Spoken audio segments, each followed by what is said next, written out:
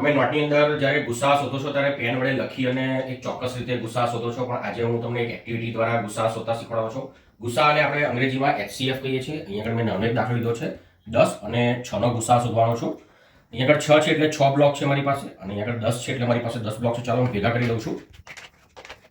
10 block છે અને 6 block છે એને હું ભેગા કરી દઉં છું. બંનેને સાથે રાખું છું. હવે આ વધારે છે, આ ઓછા છે, એટલે અહીંયા આગળ ઓછા જેટલા બ્લોક છે એને સરખાવું છું અને એટલા જ બ્લોક હું કાઢી નાખવાનો છું. એટલે કે 6 બ્લોકને છૂટા કરું છું અને બાજુ પર મૂકી દઉં છું. અને હવે ફરી જોઉં છું આ બેમાંથી કયો નંબર મોટો છે. આ નંબર મોટો છે એટલે નાનો નંબર લઈશ આમાં, અને નાના નંબર જેટલા બ્લોક જે છે એને હું બાજુમાં કાઢી નાખું છું. ફરી હવે જોઉં છું આ બેમાંથી કયો નંબર નાનો છે. તો અહીંયા આ નંબર નાનો દેખાય છે, તો હું એ નાના નંબર જેટલા બ્લોક જે છે ફરી મોટામાંથી કાઢી નાખું છું. અને હવે મારી પાસે બંને સરખા નંબર આવી ગયા છે મિત્રો. તો આ મારો જવાબ છે. અહીંયા આગળ જોઉં તો 2 બ્લોક છે સરખા, અહીંયા 2 બ્લોક છે, એટલે કે ગુસ્સા જે છે મિત્રો 2 છે.